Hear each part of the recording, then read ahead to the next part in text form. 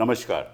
In this episode of Dil Se, we'll talk about what's happening in the global economy and what impact does it have on our national economies around the world. And in particular, of course, our own economy. But before we get into that, I just want to share something with you, which is my personal thought, which is there are three elements that determine the rise of nations. The interaction between politics of power, technology, and economic clout. And these three things are interlinked. If you look at the history of the world, whenever nations with superior technology through political power have conquered the rest of the world and taken over its economic resources and then become an economic superpower. And if you are an economic superpower, you have great political influence. But none of this will work unless you are in technology ahead of the others. You can win wars by using technology, and that's happened in the past, 18th, 19th century. We've seen the invaders win wars here. So in the context of this in the 20th century, 21st century, we've seen that the United States of America became a superpower politically at the end of the Second World War. They determined what's going to happen to the rest of the world. And then, of course, Bretton Woods was signed. Because of gold, the dollar became a reserve currency. And they determined the politics of the world in many ways. They were politically far superior to the rest of the world. Economically, they could exploit because of their political position. And in technology, they were ahead of the others. But over the years, there's been a change of circumstances. With the opening up of China and with the WTO, the opening up of markets, other economies have prospered, in particular, the Chinese economy. The Chinese are now competing with the US as far as economic strength is concerned. In 1960, and I'll be corrected if I'm wrong, 25% of the manufactured goods of the world were manufactured by the Americans. And today, 35% of the manufactured goods of the world are apparently manufactured by the Chinese. So they are ahead in manufacturing. They have got huge reserves. Of course, they are not as strong in terms of the GDP of the United States of America, but they're challenging the United States. The United States, on the other hand, their economy is in the decline. But again, the Chinese are challenging them on technology on various fronts. This is impacting the world, and President Trump, when he came to power, realized that something needs to be done to make America great again. Now, but what he has done is phenomenal. And overnight, he has changed the politics of the world, the economic relations between the United States and the rest of the world. We don't know what's going to happen tomorrow because we don't know what President Trump is going to do tomorrow. But as we stand here today, we have a situation where the Americans are imposing reciprocal tariffs, at least the Chinese, to the extent of 150% now. The Chinese are imposing tariffs on American goods to the extent of 125%. I don't know where it's going to lead. But as far as other countries are concerned, President Trump has said, look, we're going to have a period of reprieve where there's going to be 10% tariffs on goods coming to the United States. And within a 90-day period, we'll decide what's going to happen. He also says 75 countries are negotiating with us, and some of them have given us some specific plans to deal with them. So this is the scenario in which we are today, and we have three extraordinary people with us. I mean, people who I'm actually somewhat hesitant to deal with because I'm no economist. But I will try and sort of see how the conversation moves on in the context of what I have said. Shankar Acharya, thank you very much for being with me today. BA Honors from Oxford, 1967, PhD Harvard, World Bank 71 to 82, Director World Bank Report in 1979, And you came back to India in 82, Ministry of Finance, you were advisor. I think the longest serving chief economic advisor, 1993 to 2001. Couldn't get a job. You are involved with SEBI regulations as well, and you've published so many books. 12th Finance Commission in 2004. You have published Can India Grow Without Bharat? India and Global Crisis 2009, India After the Global Crisis, and many others. So thank you very much for being here, Shankar. My dear, dear friend, Rakesh, thank you. Oh, thank you. My God, I just feel very, very hesitant. Look at electrical engineering, that you got your first degree in that. BA Economics from Yale, doctorate from Princeton, World Bank 76 to 80, Planning Commission advisor. You published in 94 the Rakesh Mohan Infrastructure Report. 2009, you were DG NCAER. 2005 to 2009, you were Deputy Governor, Reserve Bank. So my God, this is, well, you people are the best guys to be around. Thank you, Jaimini, for being here, because you're going to give us a analysis not only of the economic outfall of all this, but how this is going to impact the world. Jaimini, distinguished economist, author, former diplomat, multifaceted career, reflects your deep commitment to academic excellence. You did your master's, bachelor's from St. Stephen's Physics, followed by a master's degree from Massachusetts, MIT, then PhD in finance from Tufts. And 76, you joined the Indian Foreign Service, served in the Department of Atomic Energy, additional secretary in the Ministry of External Affairs, and prior to that, joint secretary capital markets and pension reforms, and appointed India's ambassador to the European Union, Belgium, Luxembourg in 2008, where you served till 2012, then High Commissioner to the UK, 2012 to 13. And after completing your diplomatic service, you went into academia and policy research, served as RBI Chair Professor of the Indian Council for Research on International Economic Relations, and you conducted research on international economic policies. Noted author, in August 2019, you published The Promise of India, How Prime Minister Nehru to Modi Shaped the Nation, 1947 to 2019. Thank you, all of you, for being here. Let me start with you, Shankar. How do you view the world in the light of what Trump is trumping everybody, it seems? Well, Kapil, I currently view it very gloomily. But one should emphasize that all the shocks that we've experienced in less than 3 months since he actually took office were all presaged by his campaign promises. I mean, he said many times that tariffs was his favorite word in the English dictionary. He said that when I come, I want to bring manufacturing back to the USA. He said, I'm going to raise tariffs, which he thinks falls on the foreign countries, and finance income tax cuts for the US people.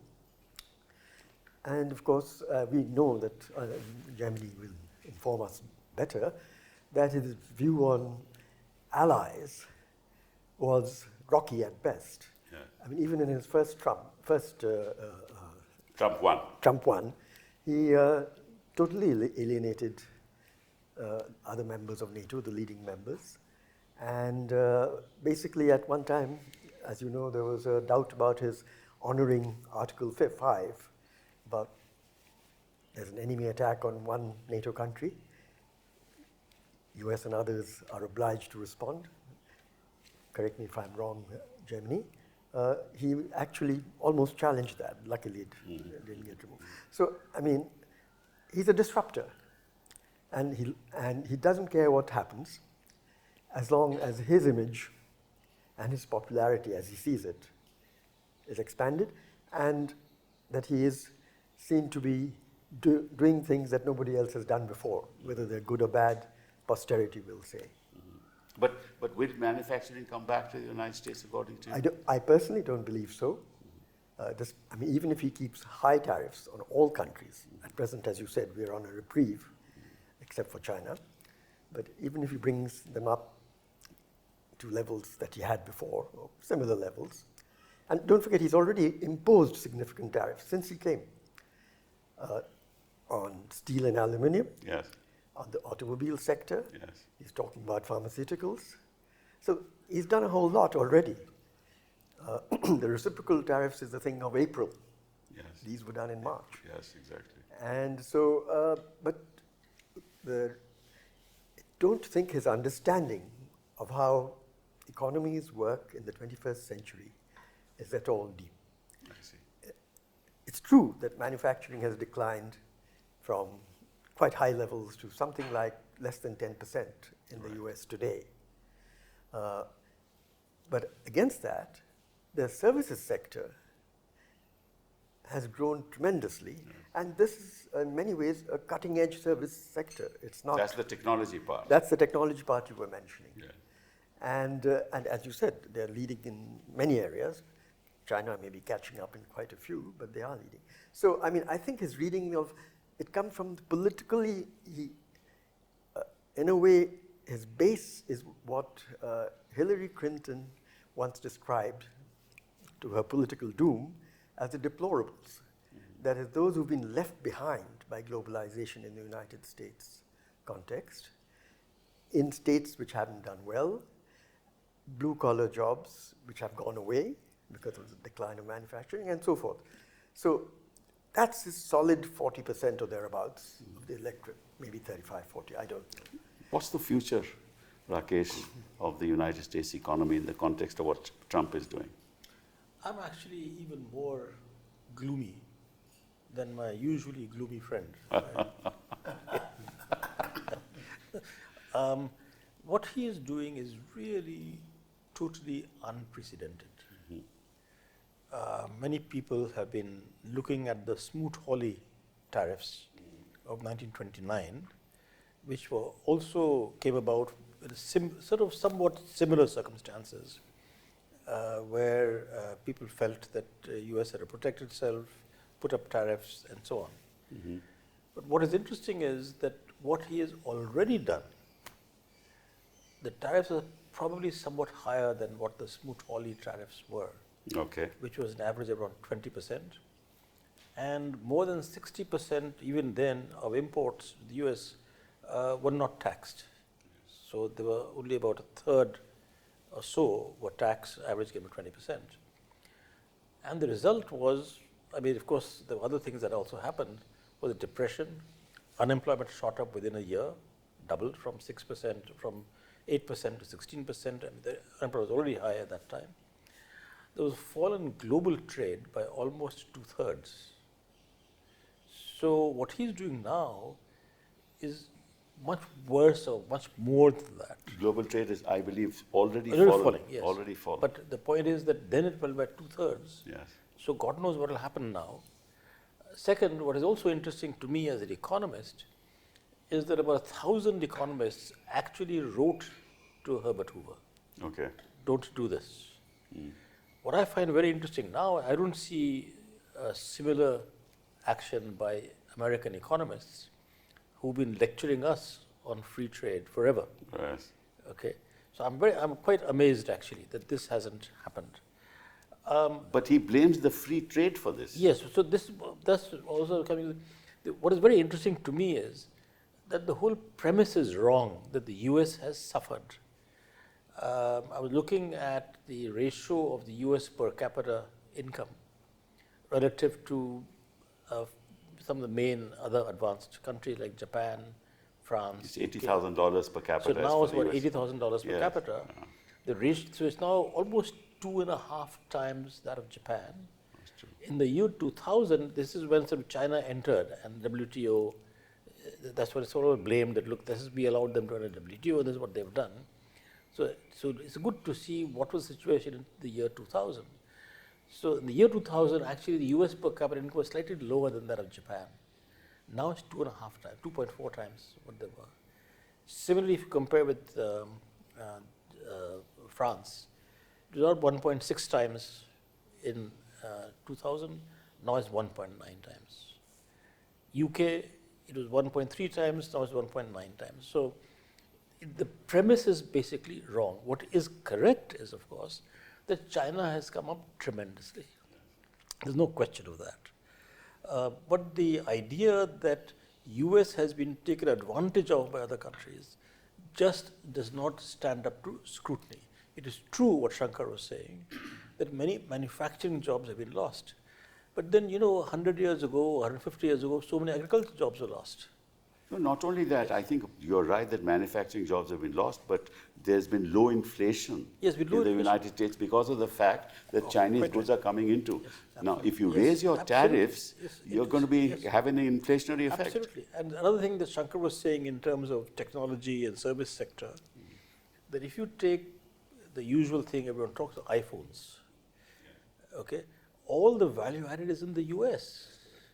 It's only a small, that when you pay $1,000 or whatever it is for a cell phone, for an iPhone, less than 10% or so would be in China or now India. Almost all the value added is up there. Second, I was also talking to some garment exporters here and then asking them, look, what is the ratio between the landed price of some piece of clothing, a shirt or woman's dress or whatever, and the retail price in the US? It's about the retail price is about 5 to 1. So if the landed price is say $5, it's sold at $25, $10, $50.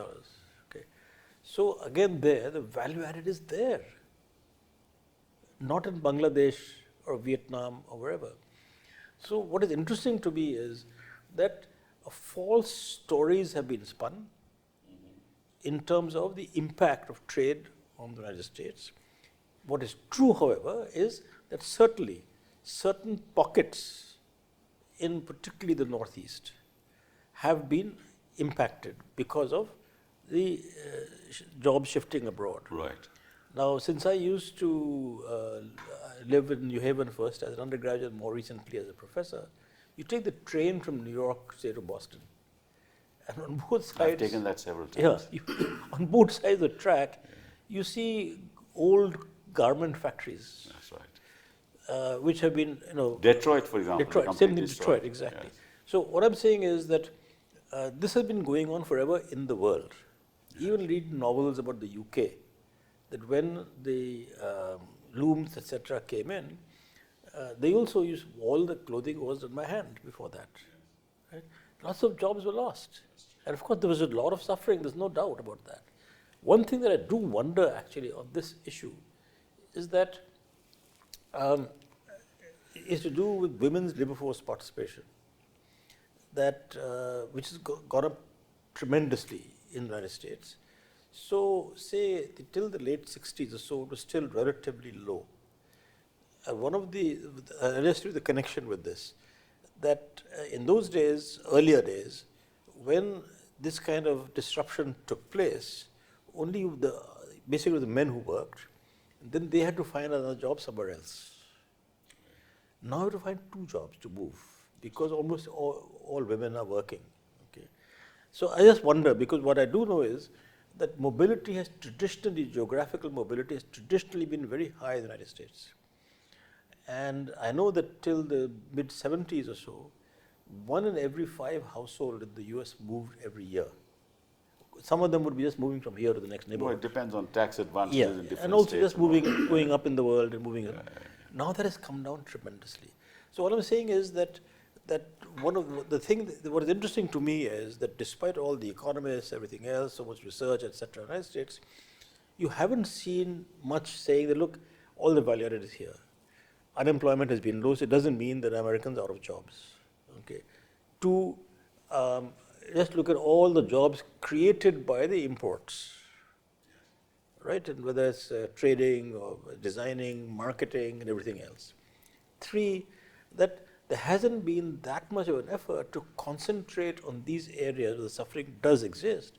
Lots of people have lost jobs, there's no question about that. What do you do? How do you help those people? How do you help those places? Why women have to work in the United States? Because only with one salary you can't make ends meet in the United States. This is what I am given to understand. It's a question of expectation, no? And how do you expect to live? Expectations are based on how your parents lived. Yeah, and a lot of people feel they don't live as well as their parents. That's right, that's right. So, but before I get on to that, I'll refer to one person who was their finance minister, but let's talk about the overall situation.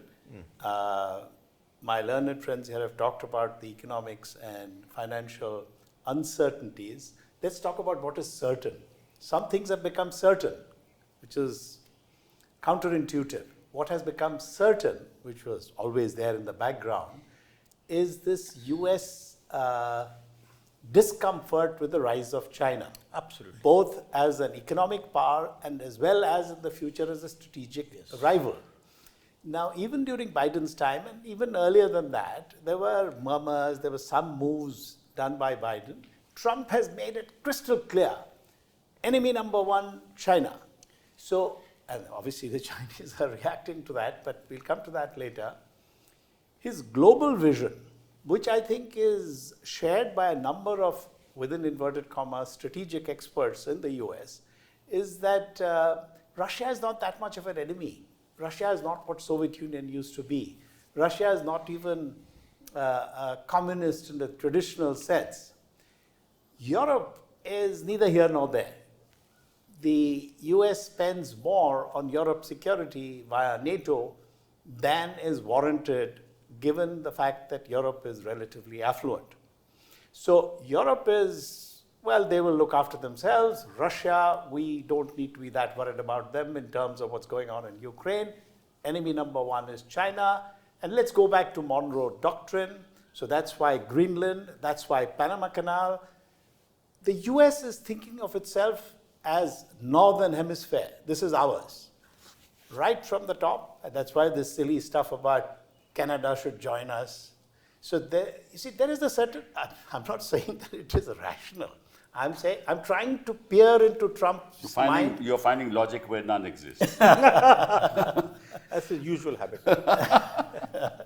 So this is, but if you listen to some of the so-called strategic experts and Vance and so on, the kind of stuff that Vance said while he was in Greenland with his Indian origin wife, I'm sure she must have been not feeling that comfortable if she is well read enough, that he was basically saying that, you know, you guys, that means Denmark, not looking after the Greenlanders and we need to step in. Basically, we need to take over Greenland. So that's the vision that Trump and his followers and acolytes and those who believe in what he thinks, right or wrong, is my understanding. So these things have become certain. They've all come to the surface. I'm referring to the certain versus uncertain.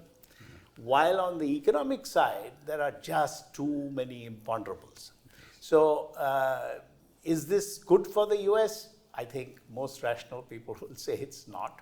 But on the other hand, I would disagree with this feeling that everything was going well with the US. There's tremendous amount of discontent, whether it's this talk about opioids, whether it's the talk about 1 and 2 marriages break up. I remember an incident in Los Angeles. Some chap went to the top of a hotel and with a rifle with telescopic sight, he picked off people from somebody listening to music, he doesn't know a single one of them. And then you've all heard about the odd shootings in schools and post offices. Yeah. I've not heard about it anywhere in the world. Okay, there is too much availability of guns, but is it only availability of guns? There's something deeply, how should I say, unsettling to many in the US for a variety of reasons. They have family, that is excessive use of more than recreational drugs.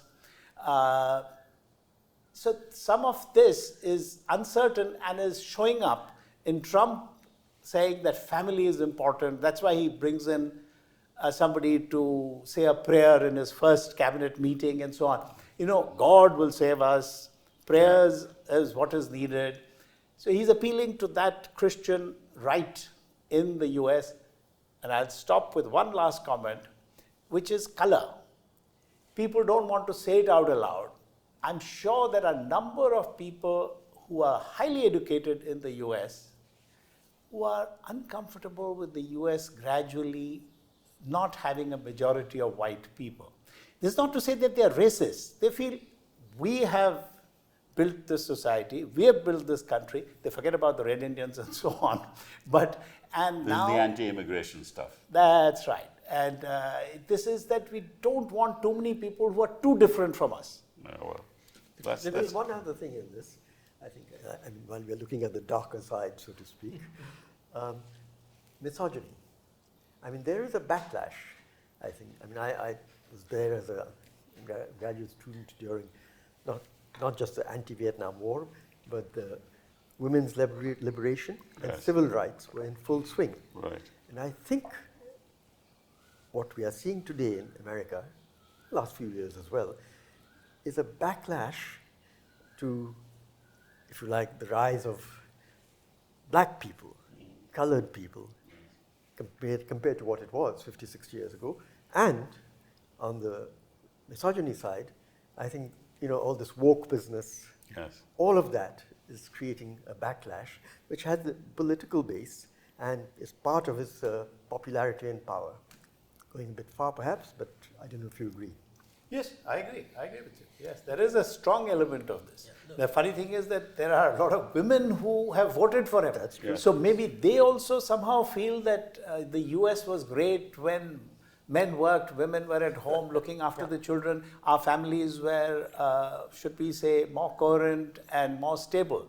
So I think some ladies also obviously share this kind of backward-looking thinking. And that's despite all his known actions. That's right. All through. But let me just add to this issue, actually, that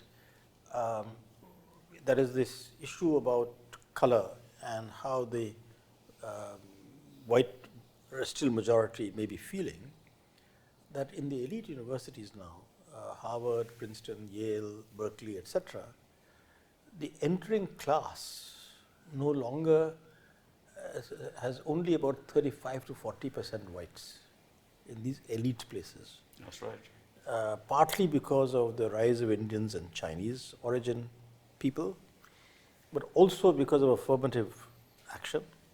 So there are many more Hispanics, many more Afro-Americans, etc.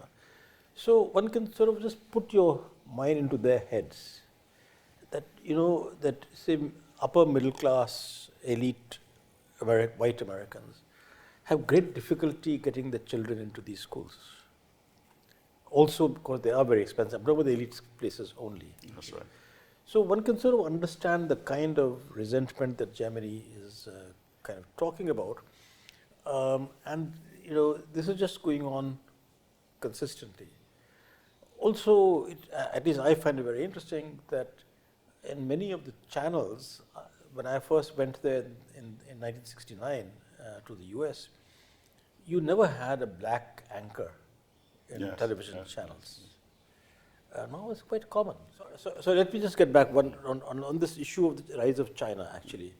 That if you go back in history, see, the last time that the hegemon changed was prior to the First World War. That is, you had the last really huge wave of globalization was the late 19th century.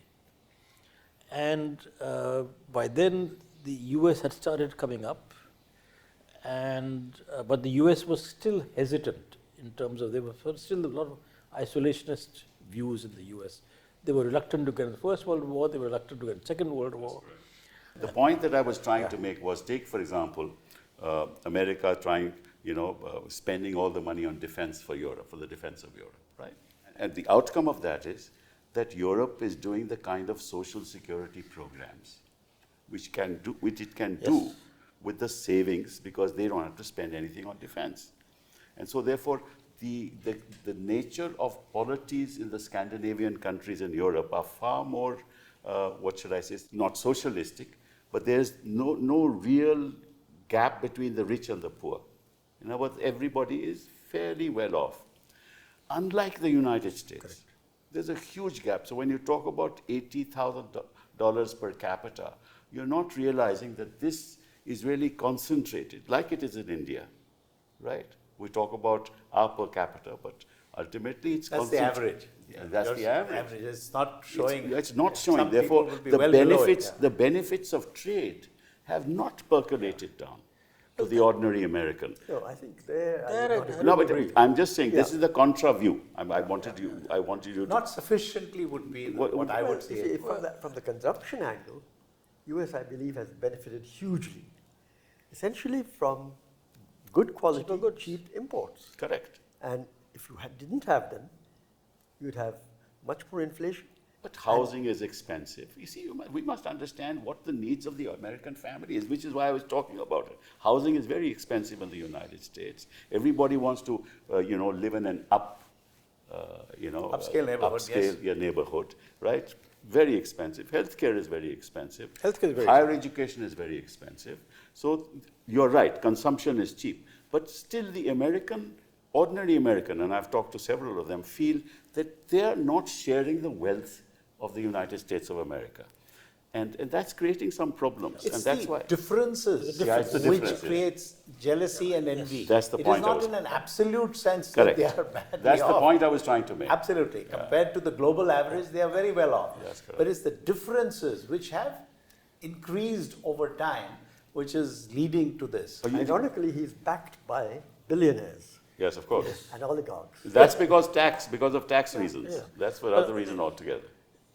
The one question that does arise in this sort of breakdown of the social fabric, or people feeling unhappy because where they are, then they see what other people are doing. Yeah. How much social media has contributed to that in the last 25 years? Right. In terms, you can see much more. Everyone is doing so much better than you are. Correct. You can see So I their wonder. cars, you can see their yachts. you can- Absolutely. So that may be also. Now, one other thing I would bring back to economics, so to speak. Yeah. So let's get back to it. That trade barriers have never brought back manufacturing, and they've never plugged trade deficits. What people forget in all this is what we economists call the macro identity, which is that a current account deficit or a trade deficit is equal to the gap between investment and savings in a country. Correct. So the problem is different. The problem is not trade. The problem is Americans are not saving enough.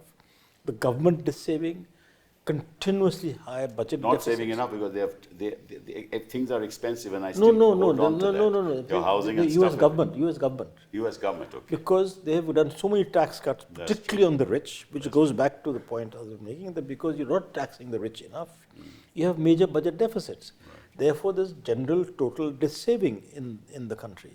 And therefore, you People can't. should have not voted for Trump because Exactly. Trump is saying that I'm going to, But give then the rich another good he's deal. addressing it a different way. He says, I'll get money in terms of revenue from tariffs, which he will, if you continue the tariffs. But so what I'm saying is that the diagnosis is wrong. One, that the US has suffered from others, it is not true. Even if it may be the case that there are less well-off Americans who do feel resentful about where they are. But they've not suffered because of other countries. So what is going to happen to the American economy? It's going according to you, well, it's in going the years to come? It's going to suffer tremendously if Okay. this action continues, because this is, as I said right at the beginning, that the kind of levels of tariffs that are being talked about is totally and utterly unprecedented. And second, something we've not gone to in the global economy, if this tug of war between China and the US, so US 145% on China, China 125% 125 now. on the US, this will lead to a total global trading breakdown. Yeah, there can't be trade at those tariff Yes, levels. there's But if no- I may add to what Please, he sir. said about the change of the hegemon, Yes. we've all seen the film called Oppenheimer and how nuclear weapons were first tested in Los Alamos. That is a big game changer. You cannot have the kind of hostilities and warfare between two major powers because of nuclear weapons. You just can't. Mr. Trump is talking about bombing Iran. I hope he doesn't try to do that, because my sense is Iran is almost there as far as nuclear weapons is. Well, Iran is now willing to talk to the US on this issue. Yeah, Come to they the will table. continue to talk, but continue to develop. That, of But course. on the financial sector side, which my two learned friends haven't talked much about, you must have noticed that. We left that to you.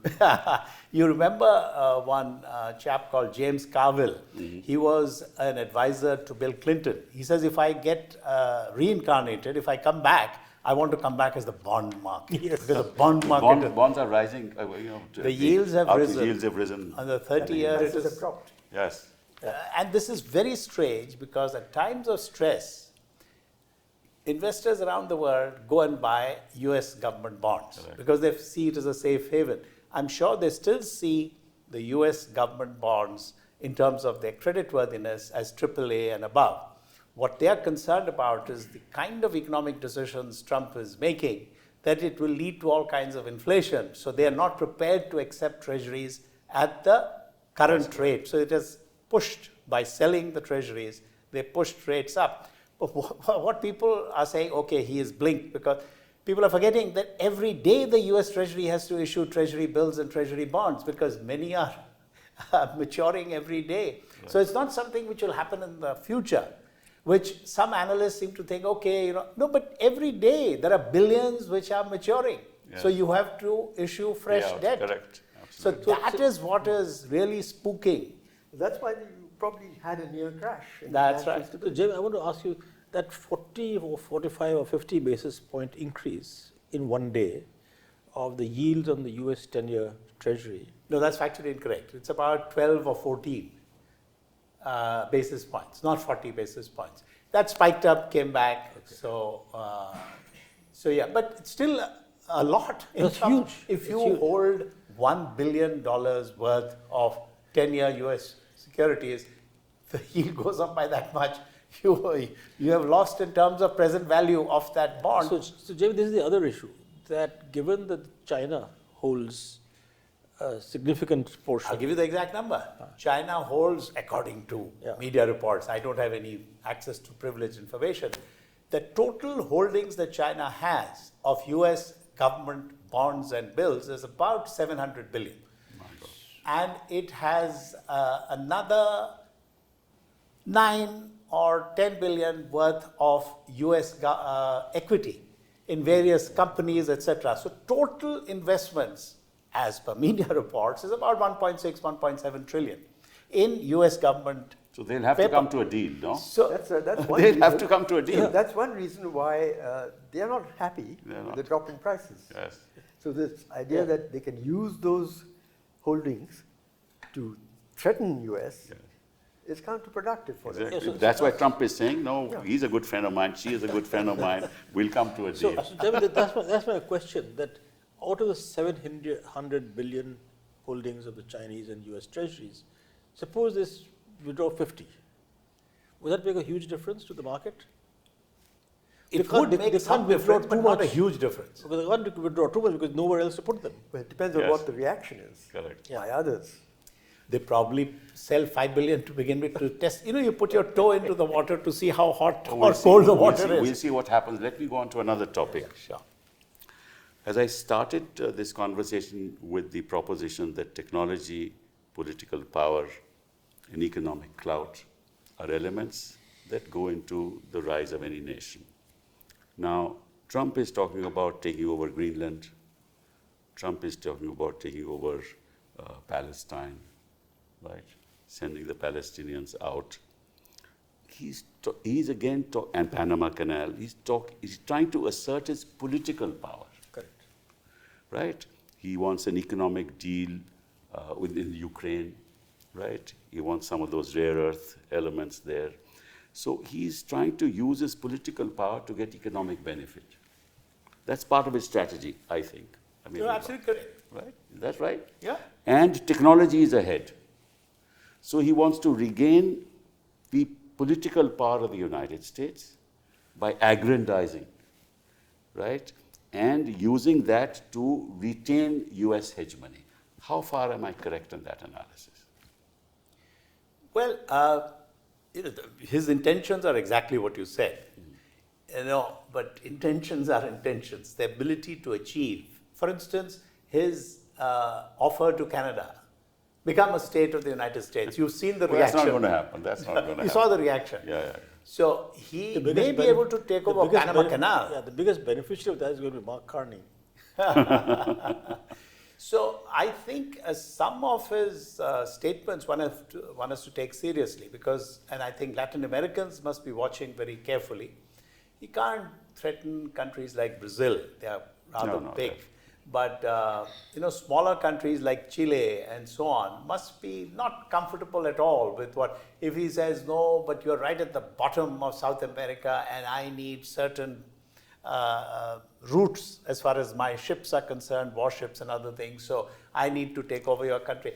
So he may have these illusions and delusions. There will be some votes in the Security Council which he will veto because he's a permanent member, because China will definitely bring in a resolution at the UNSC. My sense is that he will finally get distracted from some of these things because of what we just discussed. As the economy staggers or in some way takes a misstep, which it already took some days back, he is going to get distracted because many of his supporters are extremely high net worth individuals. We don't have to talk only about Musk. That's But true. so Musk is not happy because his Tesla is going to get hurt. He was thinking of China also as a possible market, although China has build your dreams. You must wonder, what is this? BYD, the full form is Yes, build your yes, dreams. yes, yes, Oh, I didn't that's know that. right. Yeah, Yes, that's the name of that car, which is as good as a Tesla. Absolutely. And they're Supposed to be very good. yeah, And half the price. I've ridden on them in taxi cabs. And Really? In France, in Metz. And half the price. Every time you call for a cab in some of these cities in France, a BYD shows up. Oh, really? Yeah. Let me ask you this. Will AI impact manufacturing in the world? It's already impacted. And to what extent will it impact? That is a $64,000 question. But AI, robotics, and all these technological And the US advances- is ahead in all this, no? US has been, Yeah. China's catching up. But the reason why, in a sense, the decline in manufacturing has occurred in the US over this long period That's part of the is reason. because of technological change. Correct, correct. A lot of studies. Which is why I suggest- asked the question, really will impact on manufacturing No, at all? and which is why raising tariffs It's not going is to help. not going to bring a lot of manufacturing Correct. back. Exactly. There's also an enormous contradiction amongst his two objectives. Raise tariffs in order to bring manufacturing back and to give me money, that is him, money, to do income tax cuts. Correct. Now, you can't have both. Yes. If you raise the money to do that, then if you raise taxes, tariffs to a high level, what happens? Trade declines. Correct. So your base declines. Right. So you don't get much revenue. Income will decline in the In process. fact, What do you have to distribute? That's furthermore, because of the much greater interconnection of global value chains, as they say, if you raise tariffs across the board, you're raising the tariff as much on intermediate goods, Yes. steel, aluminium, components, which go in and out. And so you're really jacking up inefficiency and prices of everything, actually. And that will bring down incomes, it'll increase inflation, it'll bring down incomes. So in fact, as Shankar is saying, it'll have exactly the opposite effect. You also, you're only impacting your exports I'm sure the economists as in the much US as should have imports. told him this, no? I'm sure they have. They did. But hey, I'm sure they have. But how is it going to affect politics now? Because if the Europeans are going to have reciprocal tariffs to the extent of, say, 21 billion euros worth of US goods, that's what they're talking about. Now, that's going to change the politics of the world. Definitely, but before I answer your question, on one thing which Trump is right, it's very difficult to find what he's right on, given, is what You'll he not get a visa to the United States anytime on. No, that's why I'm going to praise him now. So, he has talked about what he considers are unnecessary wars. Now, if you look at the cost in Afghanistan, it was $1 trillion US. Of course, you can say, oh, 1 trillion US can afford it.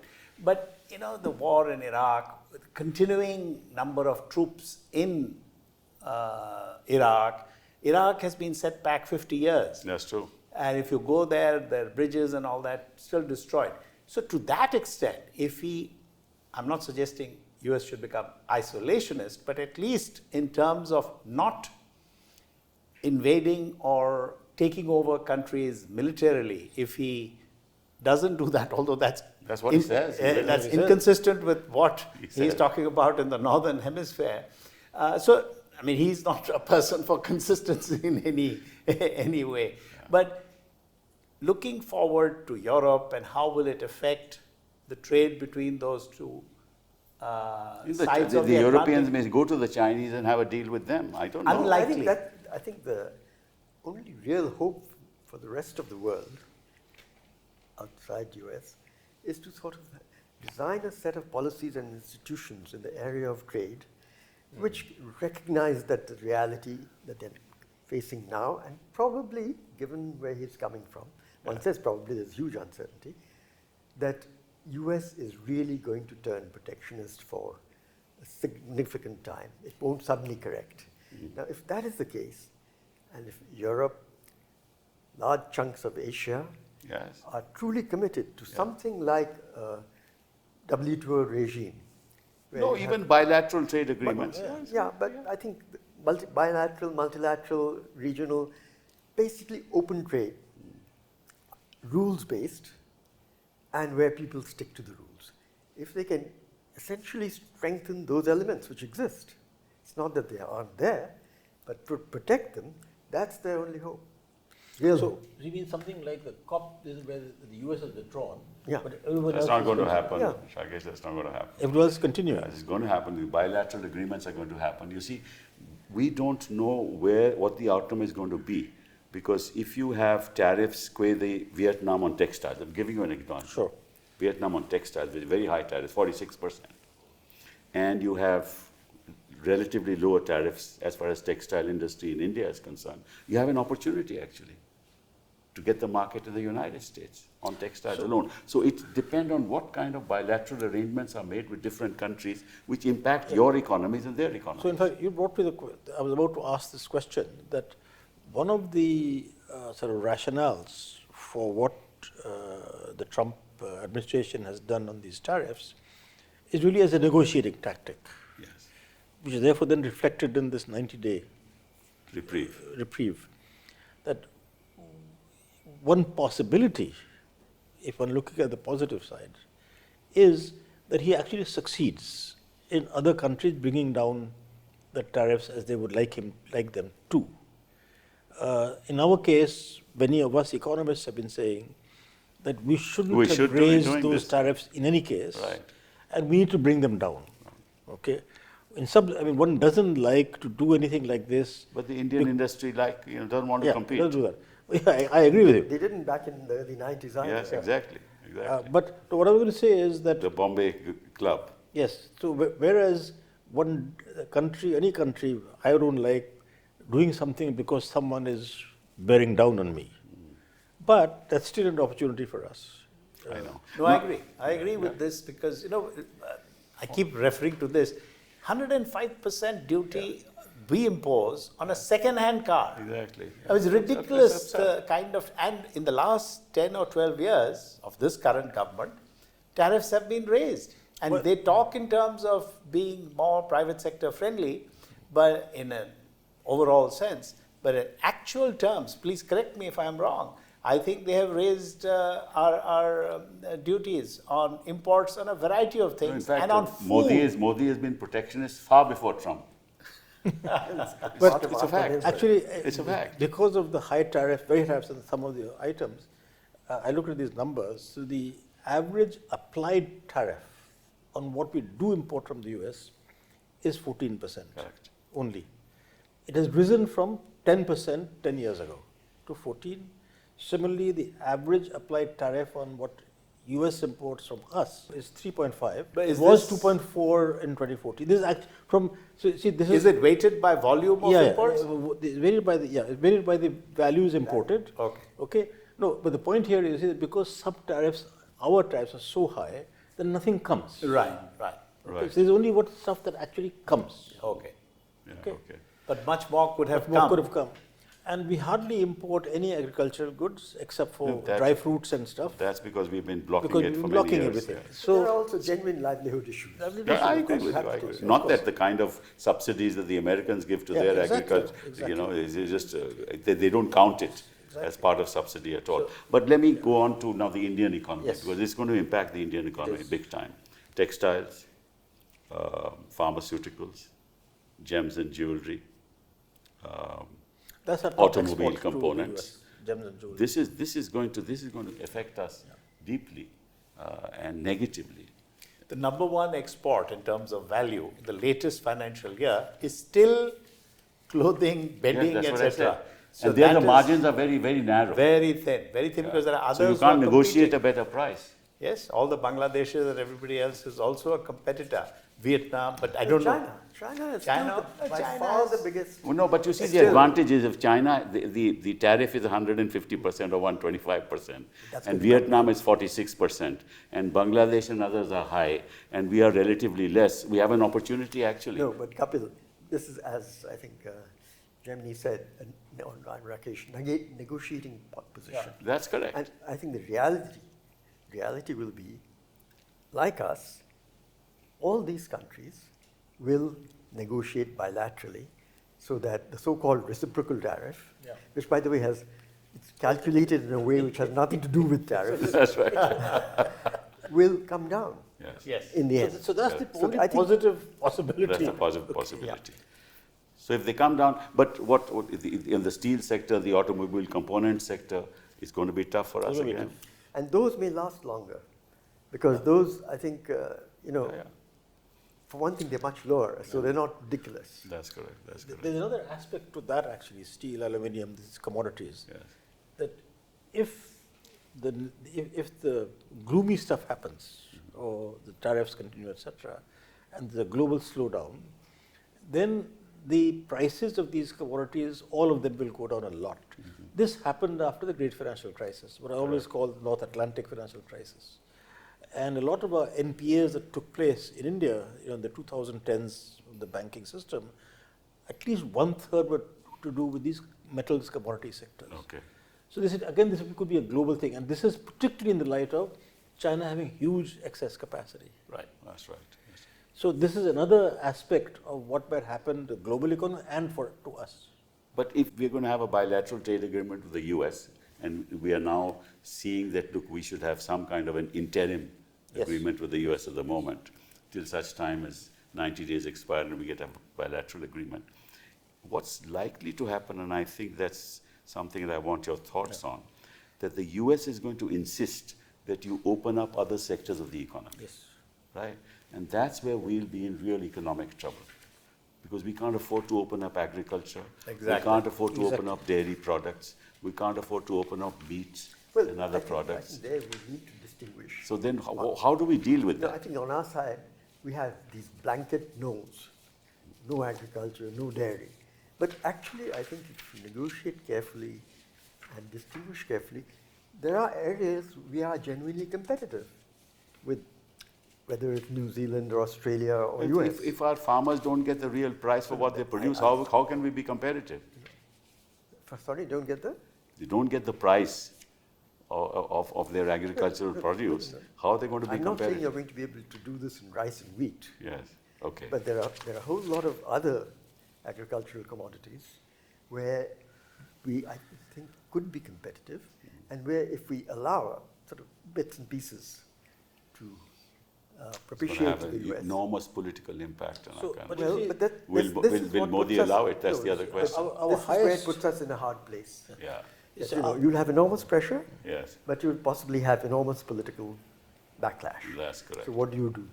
That's the But you problem. see, we have the highest tariffs on things that come to the US is on spirits and spirits, beverages, spirits. well, That's over 100%. Indians are very spirited people. They're- So, We can given, allow them to send us their given, bourbon. given our spiritual nature, we can bring down these tariffs tremendously, especially in bourbon, because no one drinks bourbon.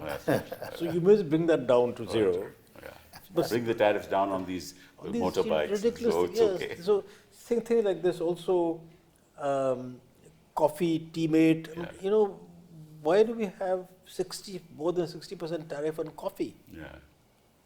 In any case, US does not. You ask the coffee producers in Kerala and they'll tell you.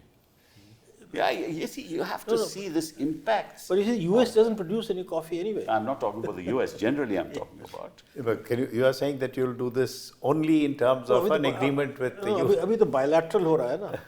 But there is a thing called WTO, MFN and so on. Who's bothered about the वो सब WTO? गया. No, we have given up on it. There's no There's no WTO. It's very unfortunate. It's No, but I think we'll have to make compromises, real compromises, where politics is involved, because, you know, there's always a danger with the kind of leadership you have in the US, that he'll come back, he can hit you hard in so many other ways. Right. So it's not going to be easy. Also but I things think like- doing a bilateral deal, which is somehow possible with the US, is one step that we have to do. Secondly, we have to do a real, reasonably deep FTAs on Europe. Europe, which we yes, are UK. That of course, negotiating, that of UK. course. And most important, I think we have to at least announce that we'll negotiate with one of these mega regional free trade areas in Asia. ASEAN. ASEAN is relatively small by its, not CSEP. small, but mean, if not, not if not, CSEP, if not RCEP, the other one, RCEP. CPTPP, which is Yeah, a that is even more important. comprehensive and progressive Right, partnership, trans-Pacific partnership, in which UK has joined. Correct. So it's really a mixed The up. very category. important thing there is China is not part of it. Oh, Not yet, okay. not Not yet, yet, but they've applied. not yet. But we should We have put to in buy- our, Get in and then prevent them. Yeah. we should look to the future for there, because the interesting thing about the Asian regional areas, trade areas, is they, by and large, abide by Yes, but the rules of the WTO game. rules of the Yes. game. Not always, so obviously there are exceptions. And so we need to be there, and these are the countries which are going to continue to grow quite well by most projections. They're sizable populations. We have a special problem with China, which we have to sort out. But you know, I've been noticing the Chinese are certainly making very positive statements Absolutely. now, because they also realize that they too have to actually start doing deals with others. Right, So the temperature has gone down a bit, and they're willing to talk Even to us. And before I think Trump. this is an opportunity. Yeah. Yeah, So yeah, I want to before add Trump. to what Shankar is saying actually, and go further in the sense that, as many people have now been writing, make this into a 1991 moment. Yes, yes. Okay? That given all this pressure from the US, so instead of sort of being seen to be caving in to American pressure, Be proactive. be proactive domestically in terms of really doing a relatively comprehensive trade policy reform or tariff reform, which then connects to other, as Shankar is saying, in terms of the trade agreements. Think of the CPTPP. I would even go further and think of the RCEP. I'm sure that if you wanted to join RCEP, and if they let you, then you could negotiate certain safeguards for things that you're really worried about. Because the reality today is that, you know, if you look at imports into China by country, our rank is number 31. Okay? And the country that is just above us is Ireland, a huge country called Ireland. So my point is that we could really do a kind of very comprehensive thing on this. There must be lots of things that China imports 2 trillion or something like that worth of goods. Yeah. So I presume, I mean, I've not looked at those data very carefully, but it seems to me that this is a good opportunity, and especially with the softening you're seeing with China, that you really go into details and say, look, this is the stuff these fellows are importing. That's correct. Why can't we double, triple our exports? Because they're nothing, actually. And that'll do a lot of good to us. Yes. And as Shankar said, I've been saying this for a long time, that we just don't focus on a neighborhood that is Asia. Okay? And if we go further than that, see, between South Asia, China, and ASEAN, there are about 4 billion people. Right. Okay? Average income, with a lot of variation, is something like $4,000 or something like that. If even that grows at 3-4% a year, which could be higher, there's a huge market out there, including our own market, of course. The problem, Rakesh, and I agree with you, and the problem is that our sectors of the economy, and especially the MSME sector, has been completely destroyed. So if really you do some trade deals, unless you reform within, No, I agree with that. You know, unless you reform within, the benefits are not going Yes, to I agree with that. Absolutely. No, I agree with this, but let me just finish with that. Sure. I agree with this, but we have too long been very starry-eyed about the MSME sector. The MSME sector, the best way they can grow, if some large manufacturing firms grow and they source from MSMEs. Best example is Maruti, which have done a very good deal. MSMEs cannot grow. If you look at the composition of experts from everywhere, including ourselves, they're from large companies. Which I'm not saying MSMEs will die. I'm just that the future of MSMEs is if they whatever it connect is, to we, large we companies. need to reform the You need to Indian reform the economy Indian from economy. within is what I'm Absolutely. saying. That's what I'm saying. Unless you are able to do that, the trade benefits are not going to That's occur. what I'm saying. I'm exactly saying the same thing. You're not They're sort of tied at the hip. Right. You know, they happened together. You know, in 91 or 92. So or that's the whatever. 91 moment. No, they Yes, should do it that's- together. Yes, Precisely. absolutely. But you See, have to. Otherwise, you know, our growth rate will come down. We'll have even more unemployment correct. or poor employment. And for that, you need to reform your entire schooling system, your Absolutely. skill development, your health. Absolutely. My God, unless you do that, You remember I congratulated you on your speech in the Rajya Sabha on talking about schooling and that's correct. health. You know. You're absolutely right. We have short-term measures, we have medium-term measures, Yes. we have long-term measures. So long-term measure obviously is education. But first of all, the political establishment Yes. has to basically gird its loins and say, we are going to go and explain to people even as we do some of this. Before you do that, Jaimini, they have to talk to the opposition. They have to talk to others in the country, talk to stakeholders in this country, have a consensus, move forward as a nation. You see, you can't do in India what Trump is doing to the United States. It's not going to work. So we are shifting responsibility to you as a politician. And also as a member of Rajya Sabha. No, but you know, really, I'm very pained at the fact that you know we are moving in a direction which is inconsistent with the growth story of India. Quite right. Right. We have Quite so right. much Quite right. potential, Quite right. and we're Quite not right. exploiting that potential. So let's end this program by saying, let's all get together, think of the nation, use this as a great opportunity, and have it as another 1991 moment. Absolutely. Thank you.